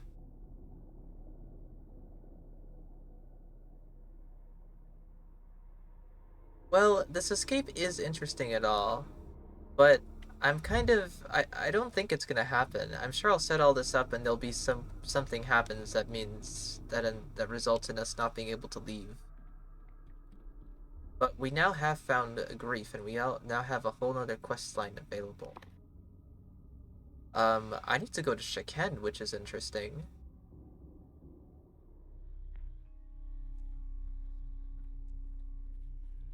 Oh, a lot of kinfolk here. I think one of them are our engineer? There's so many Odong. Oh. You Boulder? Boulder's big. Am I big? She Enyedate by Nash. I don't know. How tall is tall for one of your kind? Won't talk to you. Ooh, Yanar. You smell. Smell like what? Nasty. Eck me. I suppose I'll just go. So an extra tall Odong. Is that you? You have a hat on? Yeah, that's our engineer. What are they doing? Oh, I love the Odong.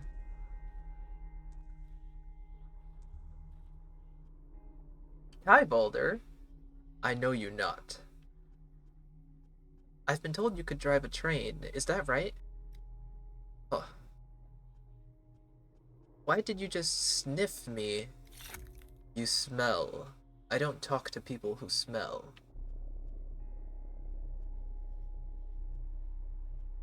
I see. I was looking for a train driver and found a perfumer. You smell of disaster, of rust, a bad smell, the scent of death, dead earth.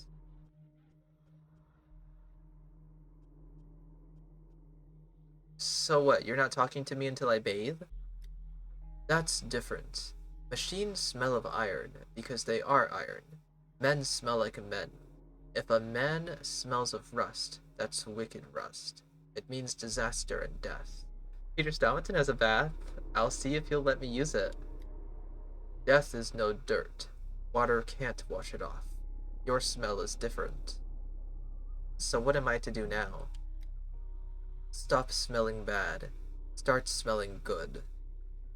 Do you know Artemi Bra? You two must get along well. He likes to sniff people too. The air of the kin. He smells nice. And what does he smell of, if I may ask? He smells of stone.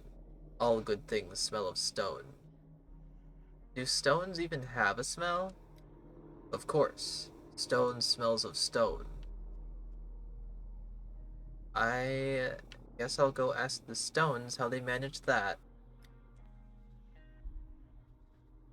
The engineer is repulsed by the smell of rust coming from me. Bra might know a way to get rid of it. Ah, so that's why he was at the bar. The damn wound. It's burning. Greetings, physician. Say, do I smell of anything unusual? I thought you didn't like talking about scents. I don't, but I am told I smell of rust and death. Who said that? An Odong, the name of Boulder. He is very sensitive.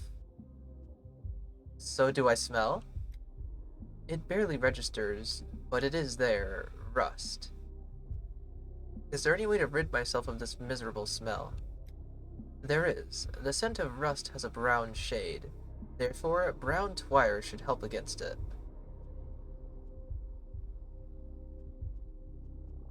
Brown twire, you say? Where do I get some? The steppe. Brown twire is special. They say the herb only grows this color atop the grave of someone who was buried alive. What are you suggesting? That I bury someone alive in the steppe? I am not, but I'm sure you can trade for the twire.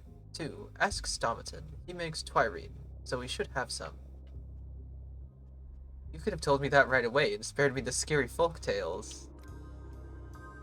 New decree idea, appeasing the kin. Place traditional folk amulets against plague. Ooh, that one sounds interesting. How much for the brown twire? 4? I can do that.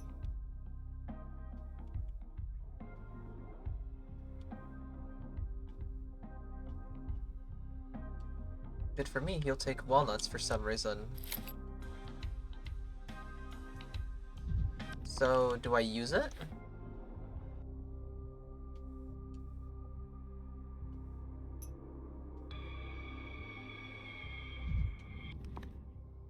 I guess I can go back. Thanks for the twire. Hopefully I don't smell of rust and death anymore. You. I rid myself of the rusty smell. Oh, you didn't like my smell before, how about now? You're different. No smell. Rust gone. How? The air of the kin helped me. You're a clever outsider. An odd outsider. I like you, outsider. So, will you help me? Why have you come? There's a train. I need it moved. Can you do that? I can command the iron. I can take you wherever you like. How much will it cost? This hasn't happened in a while. This is not work. I like to command the iron. That's all I need. Shall we shake on it then? This is not how we seal our promises, but I understand you know your customs. Give me your hand. Thank you, Boulder. When do you want me to move the iron? Soon, I'll let you know. We've secured our getaway driver. The Yodong engineer named Boulder will help with the escape. One less thing to worry about. Okay, now we need a switchman, which maybe I can deal with on my own. I just need to switch the tracks or something. And I need to get rid of Saburov's men at the station. Although I worry that in me doing this quest, there is a chance that we will succeed in our escape, and then I'll get a failure end game type of thing.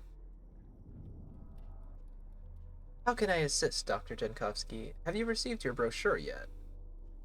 What brochure? What are you talking about? Quarantine Code of Conduct. If you haven't received one yet, I can provide a copy for you right now. I can't remember issuing such a decree. You never did. Those are the Inquisitor's orders. So the Inquisitor is issuing decrees now? This is not a decree. It's the latest protocol restricting sensitive information about the town. What kind of information is considered sensitive exactly? According to the quarantine protocol, any information on lines and communications, as well as railroad employees, is considered sensitive. Inquisitor Karbinski's orders. Why have I never heard of this protocol? The protocol was issued this morning, personal order of Mark Karbinski. Just this morning, and it's already a pain in my neck. I'm just following the protocol. Any person demonstrating interest in the railway ought to be reported to the superiors. Such interest might be a sign of planning an escape from the quarantine zone. Who are these superiors exactly? Who do you report to? The Inquisition personnel. Have you got a family? I don't understand what this has to do with this. Imagine one of your loved ones was ill, and the doctor couldn't get to your home because some idiot was following the protocol. Do whatever you want. The switchman lives in the Maw, house number 1. Thank you, you were a great help. Actually, didn't I already find this guy? Was that the same guy I questioned earlier? In relation to... Yeah. He lives with, Emilia. Someone else is here now. Let me heal.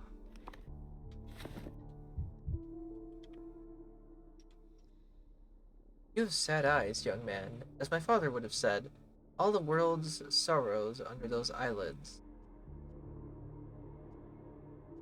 I need you to throw the switch between the tracks. Would that be possible?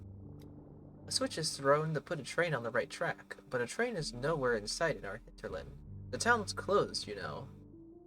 I'm looking for the lever that switches the dead-end track to the main one. What? Are you saying they're lifting the quarantine? Rest assured, I'll throw the switch as soon as Town Hall instructs me to.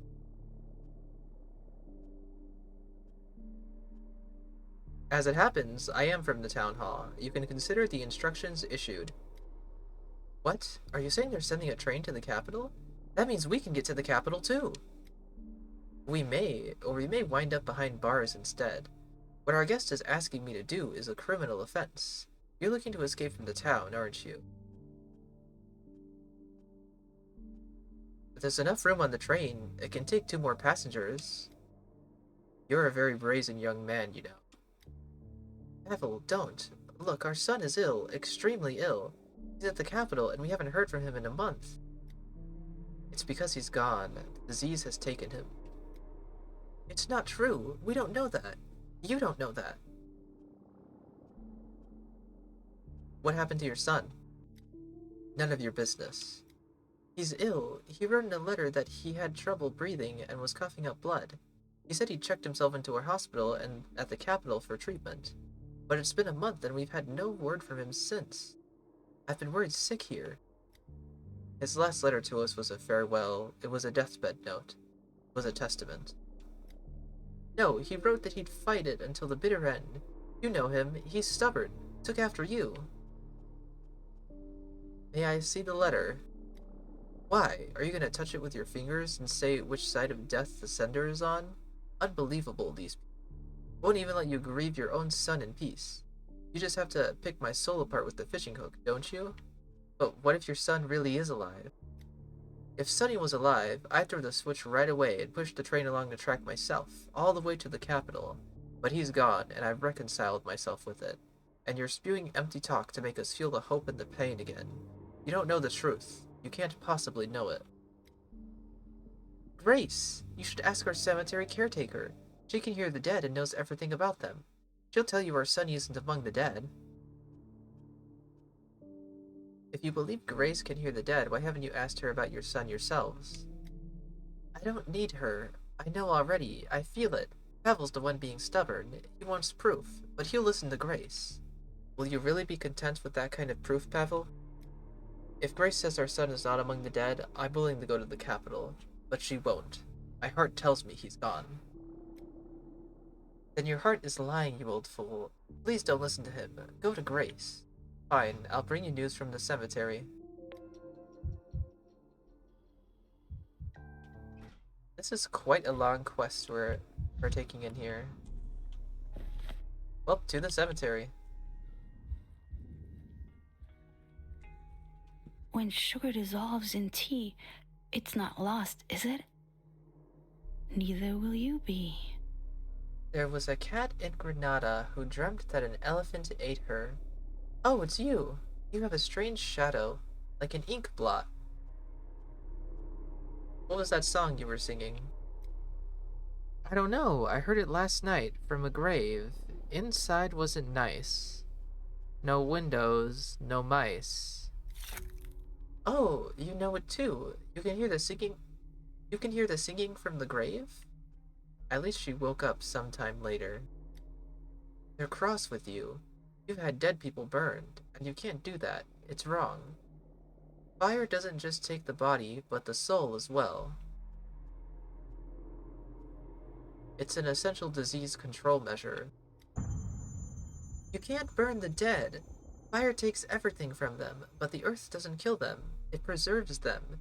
It dissolves them and saves them for future seedlings. But if you burn them, how will they speak? How will they sprout as grass? How will they come back? How will they sing? I don't hear any singing. That's the problem with you. You can hear, but you've heard very little so far. Or else you wouldn't have burned them. Not for anything. Are you hoping to make me see the error of my ways? Do you think singing from graves will charm me into abandoning disease control? You ought to listen to the dead more often. Then you'll understand. It's very easy to do at the cemetery. You have to focus, give it a random thoughts, and take a walk among the graves. I might give it a try when I have the time, which right now I don't. I must find out as soon as possible if the switchman's son is alive or dead. I'll help. I'll help you see the truth about the switchman's son.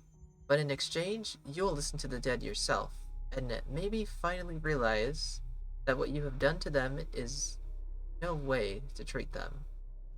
I'm actually curious. I want you to really listen, without lying about it, without brushing it off. Here's what we're going to do. Show me which one is a carpenter's grave. Calm down. Listen carefully and take your time. The dead aren't going anywhere, and neither am I. There was a cat in Granada. I'll give it a try. Test. Race could help with my question, but demands I prove I also hear the dead. There are quite a few graves. I need to find a carpenter's grave. No, it was you who killed me. Hazan, is that you walking about? I know where you hid my catch. I'll find you and drag you underground with me.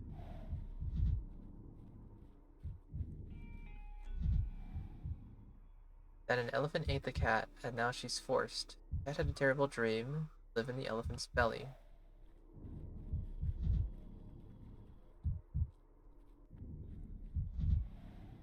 I've been lying here for 2 years, nothing changes. I imagine the afterlife differently. Please, just a little twirine. Pour some twire on me. Or pour some twirine on me. So cold, need to warm up. Buried in a pine coffin. I asked him not to use pine, it rots. Nailed together sloppily. Katka got her revenge on me. It's this one.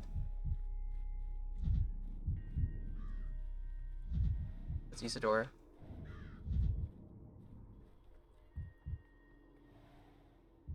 No peace even in the grave. Keep it down. I was just walking down the street. Let me out, this is a mistake. How did I end up here? And most importantly, what for? Okay, I think it's the one at the end there. We don't have much time.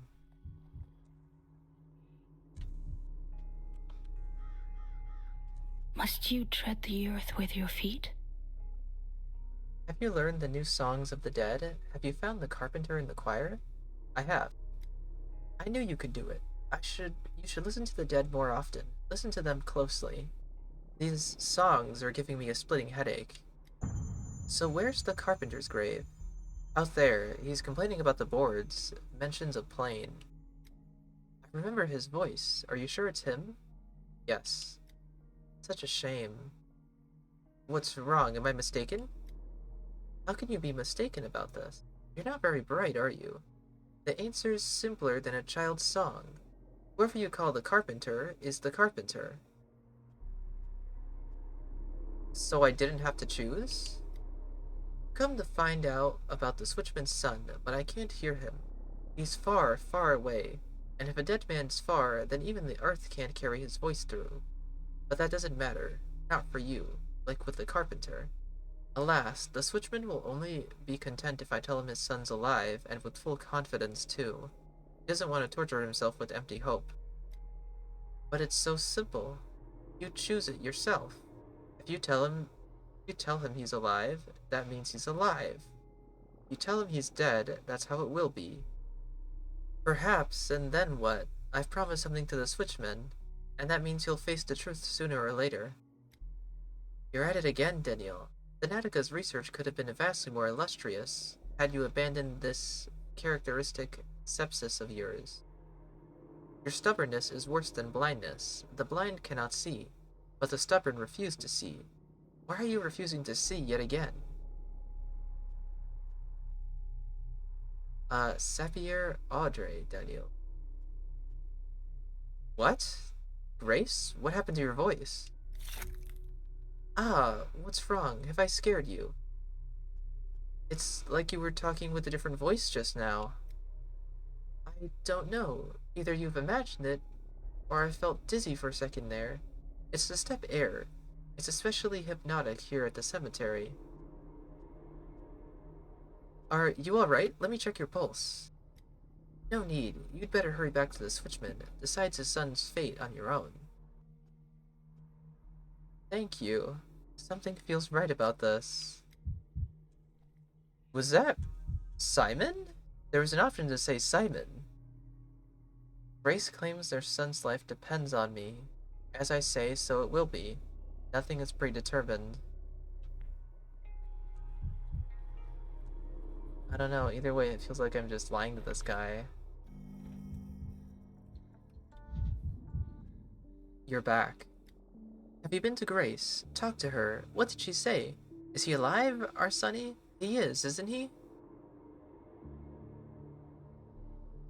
I'm gonna lie. This feels bad. He is. How can that... And here you were telling me, we have to go. We need to be with him. He's still recovering. He needs our care. I'll go to the hospital to work as a nurse, so I'm near him day and night. Let me bring you your work boots, Pavel. Go on, hurry. Switch those tracks. Stop.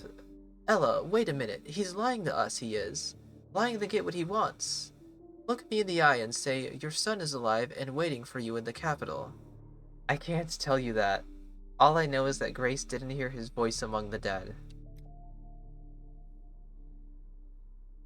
I'm sorry, Denkovsky. I lost my temper. Didn't mean to offend you. And thank you. After that letter of Sunny's, I didn't know how to go on living. What for? Now I know. I'll be able to see him now. Hug him. You will see him. Just need to switch the tracks. Wait for my command. Oh. Alive. Who died? But it's not forgotten is immortal.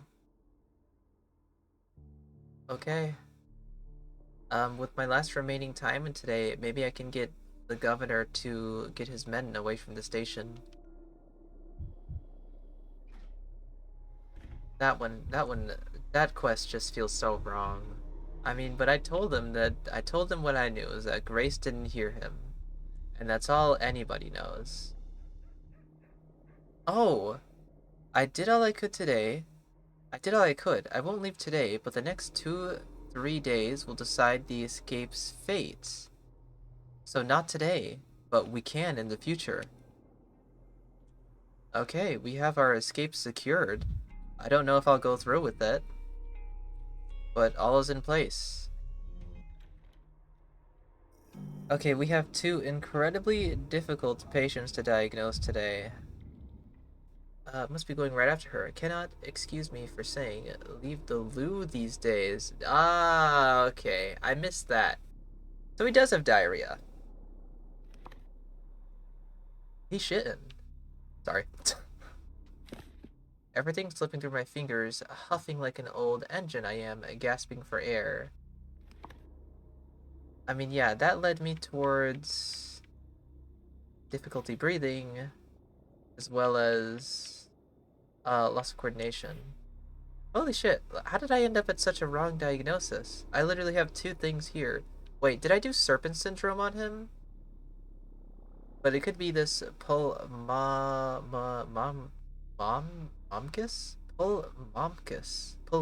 syndrome. It's flaking skin on your forearms. Yeah, so according to him, he always had this. He always had this. But does it mean it's not a symptom? Because then I put on ichthyosis, that gives us serpent syndrome, which I diagnosed him with last time. But if I don't put on ichthyosis, we get pulmoncus syndrome. Infectious disease caused by consuming water from contaminated step sources. He did say he used some river water.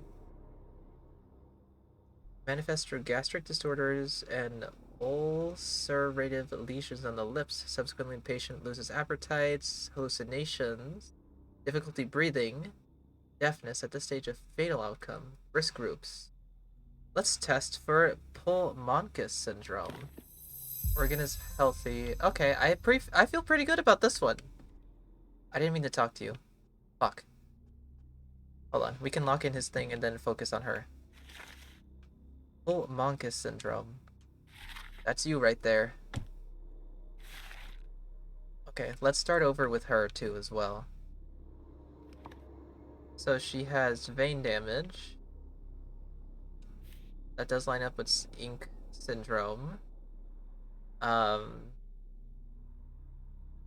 yellowing of skin. See, that's the problem here. Yellowing of skin gets rid of ink syndrome. And she does say that yellowing of skin is something that all Katange are born with. So she's telling me this is something she's had for forever. She's always had slightly yellow skin. Ink syndrome. Let's consider that one. So, infection often found in sewage and stagnant water bodies. Also be present in fish tissues. The virus alters the blood's chemical composition, resulting in a darkening of blood vessels in the eyes and throughout the body's circulatory system. That lines up. Hallucinations and breathing difficulties in patients may indicate brain damage. Risk groups, people interacting with specific steppe bodies of Gorkin, washerwomen, steppe dwellers, and shepherds. Maybe she's just hallucinating? Maybe she hallucinated the bull? She said she witnessed a bull being killed, and that they just left the body to rot? I think maybe let's go with ink syndrome, but let's be sure. I have one last reagent, so let's test. So last time I tested her brain, which is positive. So ink syndrome does affect the brain, and so does Twirine syndrome. Let's test something that only ink syndrome has. Like the lungs. In ink syndrome, the lungs are affected. Let's test her lungs.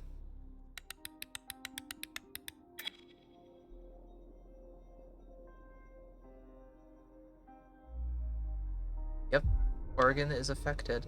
Okay, let's lock in ink syndrome. Honestly, I don't know how I got this so wrong the first time for both of them. Okay, ink syndrome, let's lock that in. And now let's go to the still water, and that'll be it. We're finally done with day 7. It took me forever, honestly. It took me way too long. Hello, Yakov. I used to play the piano. Yes, diagnostic successful. There we go. Let's get this vaccine in. Protocol 7.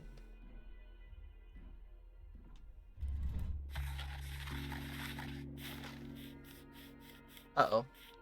Oh no, we can do this. 20 orderlies, 100 medicaments, minus 200 contagion. Nicely done. It may have taken us a while, but we finally got our vaccine for day 7. Anyway, with that, we have wrapped up all objectives we have for day 7. We have yet to save Peter and Andre from being executed, but I believe we'll have to go back further in time to do that. Other than that, we've set up our escape. We previously examined that nightmare street. And yeah, that is it for today's episode. Next time, we're finally going to move on to day 8 and see what else is in store. Anyway, thank you all for watching, and goodbye.